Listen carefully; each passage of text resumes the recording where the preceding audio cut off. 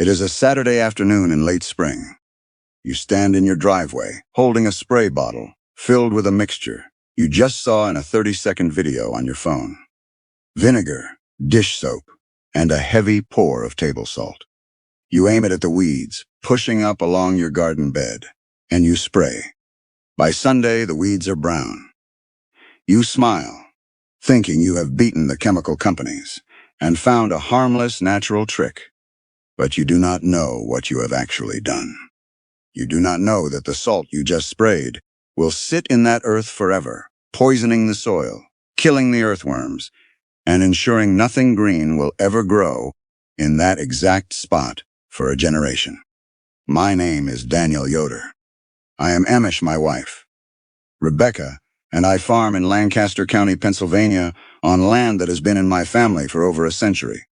We grow our own food, we tend our own animals, and we treat the soil beneath our feet as a gift from God that we are meant to pass down to our grandchildren in better condition than we found it. Today I am going to talk to you about the internet. Or rather, I am going to talk to you about the danger of impatience and the terrible advice given by people who have never actually gotten their hands dirty in a real garden. Every spring, millions of folks watch short, fast videos telling them that vinegar is a miracle cure for everything in the yard. They are told to mix it with salt to kill weeds, or to spray it on their flowers to kill ants. I want you to listen to me very carefully. Half of what you are being told is a lie. It is a dangerous, destructive lie that will ruin the ecosystem of your own backyard. Today I am going to tell you the honest truth about vinegar. I am going to strip away the falsehoods, explain the actual chemistry of why certain things fail disastrously. And then I am going to show you the real honest ways my family has used vinegar on this farm for generations. Real methods that clean your tools, protect your plants, and trap your pests without poisoning the well or harming the honeybees. Stay with me. By the end of this, you will understand your garden better than the folks making those 30-second videos ever will. And you will stop making the mistakes that the chemical companies secretly hope you keep making. Let me start with the most destructive lie of all. The one that breaks my heart every time I see it. The homemade weed killer recipe: vinegar, dish soap, and salt. I want to tell you about the salt, because the salt is the tragedy. More than 2,000 years ago, the Roman Empire went to war with the city of Carthage. When the Romans finally won, they did not just burn the city. The old stories say they plowed the fields and sowed them with salt. Why did they do that? They did it as a curse. They did it so that the land would become permanently barren, so that the people of Carthage could never return and grow food there again. Salting the earth is an ancient act of total destruction. And right now, folks all over America are doing it to their own front yards because a video on a telephone told them it was a neat trick. Here is the plain science of what salt does to the ground. Table salt is sodium chloride. When you dissolve it in vinegar and spray it on the soil, it does not evaporate. It does not break down. It does not wash away easily. It sits in the soil profile. When a plant tries to drink water from the soil, the salt reverses the process of osmosis. Instead of water flowing into the plant roots, the salt sucks the water out of the plant cells. The plant dehydrates and dies. But it does not stop there. That salt kills the earthworms. It destroys the microscopic bacteria and fungi that make the soil alive. It ruins the structure of the clay and the silt. If you spray that salt mixture along the edge of your vegetable bed or your driveway, you are poisoning that specific piece of earth for years. Nothing will grow there, not the weeds, not the flowers, not the grass. You have turned your own yard into Carthage. The people who make those videos do not tell you this because they do not know. They want a fast result, and they do not care about the tomorrow of the soil. We care about the tomorrow of the soil. Never, under any circumstance, mix salt into a weed killer and spray it on your land. Now, let us talk about the vinegar part of that recipe, because that is the second lie. The internet tells you that plain white vinegar from your kitchen, the kind with 5% acetic acid, will kill your weeds naturally. I will tell you plainly, it will not. When you spray 5% household vinegar on a dandelion or a thistle, the weak acid burns the waxy coating off the leaves. The sun hits the unprotected leaves, and the top of the plant turns brown and shrivels up. To your eye, the weed looks dead. But beneath the soil, the taproot is perfectly healthy. It has not been touched. The plant simply waits a week, gathers its strength from that deep root, and pushes up brand new green shoots. You have not killed the weed. You have only given it a temporary sunburn. The serious farmers who actually use vinegar to kill weeds do not use the stuff from the grocery store. They use something called horticultural vinegar. It contains 20% to 30% acetic acid. And here I must give you a very stern safety word. 30% vinegar is not a harmless kitchen ingredient. It is a powerful caustic acid. If the wind catches it and blows it into your eyes, it can cause permanent blindness. If it gets on your skin, it will burn you badly. If it drifts onto the plants you want to keep, it will kill them instantly. It also kills the toads, the beneficial insects, and the soil life it touches. If you choose to use horticultural vinegar, you must wear thick rubber gloves, long sleeves, and safety goggles. You must only spray on a still hot day, aiming carefully at the specific weed. It is an honest tool, but it is a dangerous one, and calling it a harmless natural alternative is deeply irresponsible. But what if you do not want to handle dangerous acids? What did the old farmers do before we had chemicals? We used the simplest, safest, most effective weed killer on earth. We used a kettle of boiling water. If you have weeds pushing up through the cracks in your driveway, or between the paving stones of your walkway, put a kettle of water on your stove and bring it to a rolling, furious boil. Carry it carefully outside and pour it directly onto the crown of the weed. The physics of this are absolute. The boiling water instantly cooks the plant tissue. It bursts the cell walls of the leaves, the stem, and the upper roots.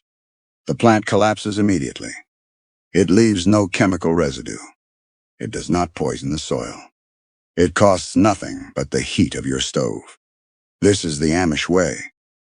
We use what is simple, what is free, and what leaves the earth unharmed. Let us move to the third internet lie. And this is one that makes my wife Rebecca shake her head in sorrow.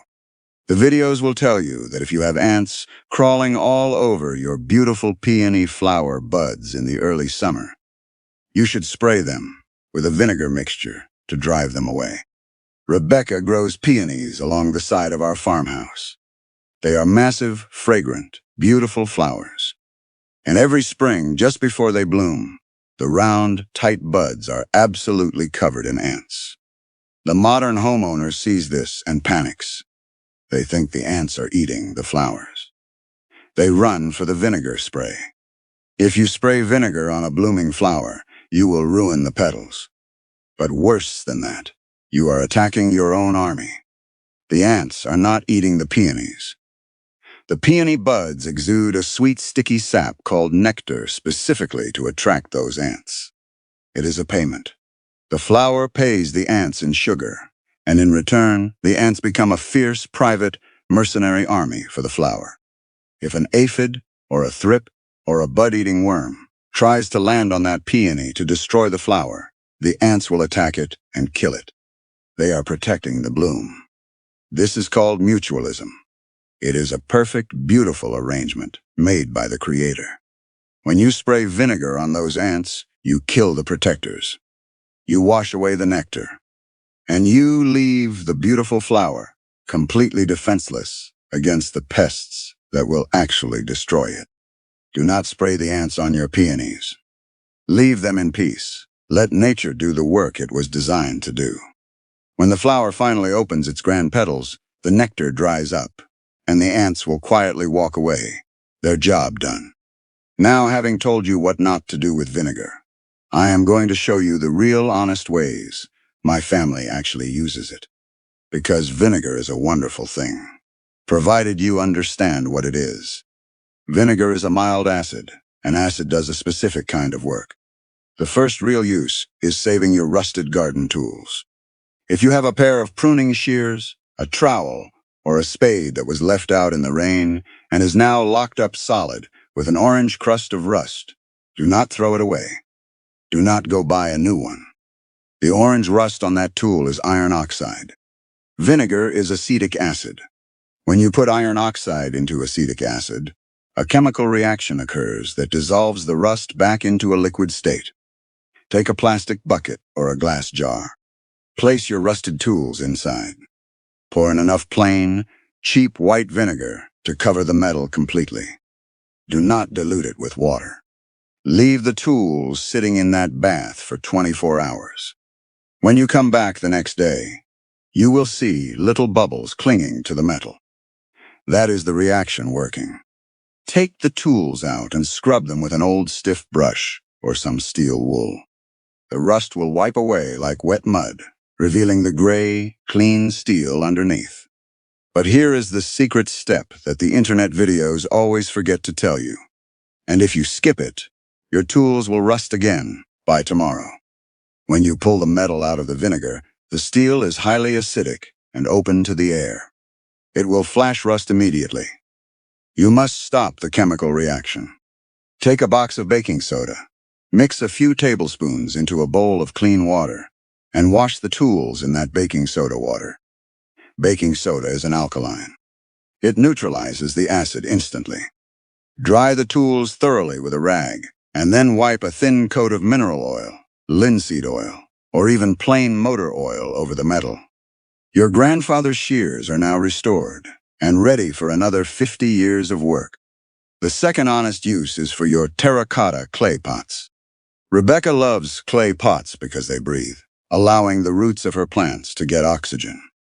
But over a few seasons, those clay pots absorb the calcium and the hard water minerals from the soil and the tap water, leaving them coated in ugly, crusty white stains.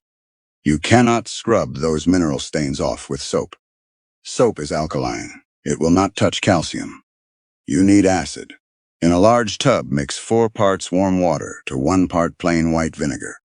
Submerge the stained clay pots in the mixture and let them soak for 30 minutes. You will hear a faint fizzing sound. That is the acetic acid dissolving the calcium carbonate buildup. After half an hour, take a stiff brush and lightly scrub the pots. The white crust will melt away. Rinse them in clean water and let them dry in the sun. They will look exactly as they did the day they came out of the kiln. The third honest use is the fruit fly trap, and this is a method that works so perfectly, it feels like a trick. In the late summer, when the tomatoes are ripening on the counter and the peaches are sitting in a bowl, the fruit flies arrive. They are tiny, hovering pests that breed in the drain and swarm your fresh produce. You do not need a chemical fogger in your kitchen. You need a small glass jar, apple cider vinegar, and 1 drop of liquid dish soap. Do not use white vinegar for this. It does not work as well. You must use apple cider vinegar. The fruit fly is biologically programmed to hunt for the smell of fermenting fruit.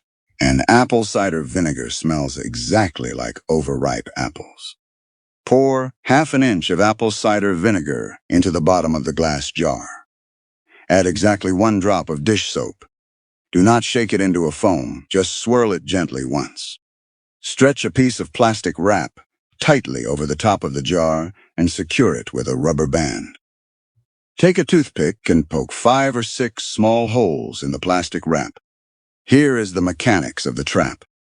The fruit flies smell the sweet, fermenting vinegar. They crawl down through the tiny holes in the plastic wrap to reach the liquid. But fruit flies are not very smart. Once inside, they cannot figure out how to fly back up through those same tiny holes. Eventually, they land on the surface of the vinegar to drink. Now, if you only had vinegar in the jar, the flies are so light they would simply stand on the surface tension of the liquid. But that single drop of dish soap breaks the surface tension of the water. The moment the fly touches the liquid, it breaks through the surface, sinks to the bottom, and drowns. Place this little jar next to your fruit bowl, and within 2 days, it will be black with hundreds of dead fruit flies. It costs pennies, it uses no toxic airborne sprays, and it clears your kitchen completely. Now I promised you a secret addition, a tool that the Amish farmers keep in the barn and the pantry to deal with the pests that vinegar cannot touch. How do you kill the ants that invade your kitchen? The roaches that hide under your sink, the silverfish in your bathroom, or the aphids on your vegetable leaves? Without ever using a drop of chemical poison, you use a powder called diatomaceous earth. Diatomaceous earth is not a chemical.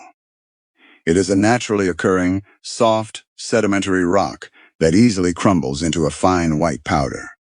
It is made from the fossilized remains of microscopic water creatures called diatoms. To you and me, it feels like soft baking flour. You can rub it between your hands, and it feels like nothing. But to an insect, the microscopic structure of this powder is entirely different. Under a microscope, every single particle of diatomaceous earth looks like a jagged, razor-sharp shard of broken glass.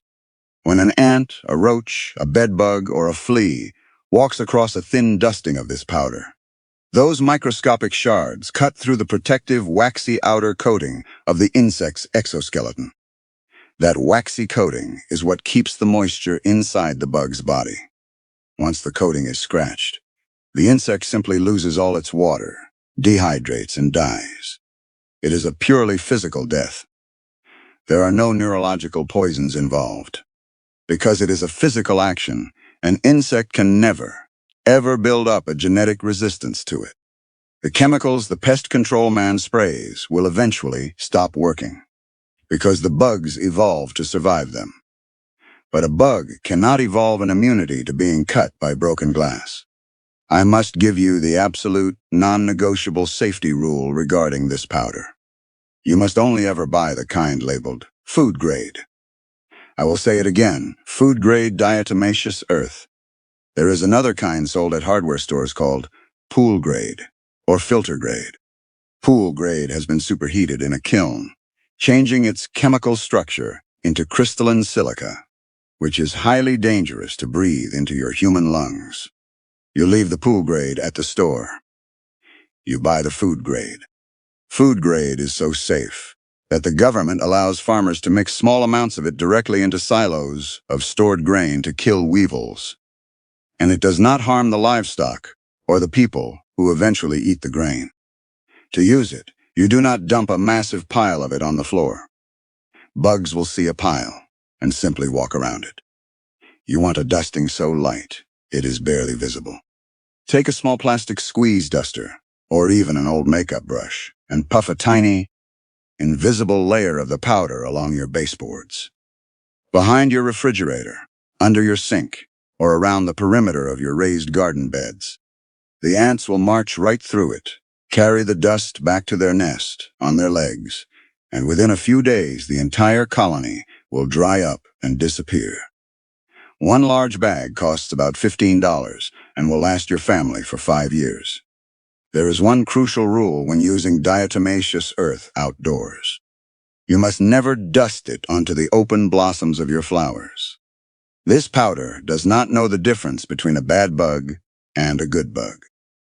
If a honeybee lands on a flower dusted with this powder, it will cut the bee just as easily as it cuts an ant.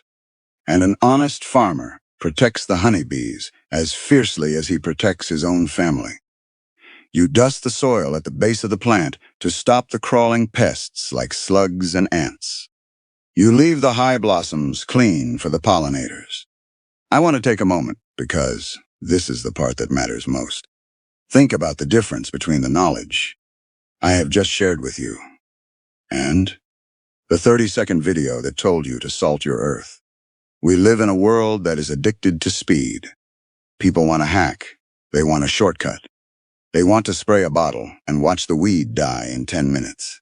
and they do not care to ask, what happens to the soil the next morning? The people making those videos profit from your impatience. They get their clicks, they get their views, and they never have to look at the barren, poisoned patch of dirt they convinced you to create. There is no conspiracy here. No shadow organization is forcing you to ruin your land. It is simply the nature of an economy that values fast entertainment over deep, patient understanding. There is no money to be made in telling a man to pour a kettle of boiling water on a weed. There is no recurring monthly subscription to sell a woman a $5 bag of crushed fossils that lasts half a decade. And so, the real knowledge, the slow, honest, effective knowledge that my grandfather used, gets buried underneath a mountain of flashy, destructive shortcuts. The Amish do not reject the modern world because we are backwards. We reject the modern world because we see what it does to the land, and we see what it does to the mind of the man who lives on it. When you rely on quick chemical fixes, you stop paying attention to the way the earth actually works. You stop noticing that the ants are protecting your flowers. You stop realizing that the soil is alive. You become a consumer of products rather than a steward of the land. You do not have to live in a farmhouse with no electricity to practice this wisdom. You only have to slow down. Here is what I want you to do this weekend. Throw away the spray bottle of salt and vinegar. If you have weeds in your walkway, boil a kettle of water on your stove and pour it on them. Let the heat do the work. Go into your garage, find the rusted shears your father left you, and soak them in a bucket of white vinegar overnight. Remember to neutralize them with baking soda the next day. Set up a little jar with apple cider vinegar and a drop of soap on your kitchen counter to catch the fruit flies. And when you walk past the peony bushes, take a moment to watch the ants patrolling the tight, round buds and thank them for keeping the real pests away. Tell me in the comments below, what is the worst piece of internet gardening advice you have ever tried, and what did it do to your yard? Have you ever accidentally ruined a plant trying to find a shortcut? I read every single one of these comments, and the stories you share help protect the next person who comes along to read them. Next time, since we have spoken of the old ways of preserving the garden, I am going to take you down the wooden stairs into our root cellar. I am going to show you how my wife Rebecca stores carrots, potatoes, apples, and cabbages for 9 months without a single drop of electricity, without a refrigerator, and without them ever rotting or going soft. The trick involves plain damp sand, the natural temperature of the earth, and an understanding of how vegetables breathe. It is the natural next step after today.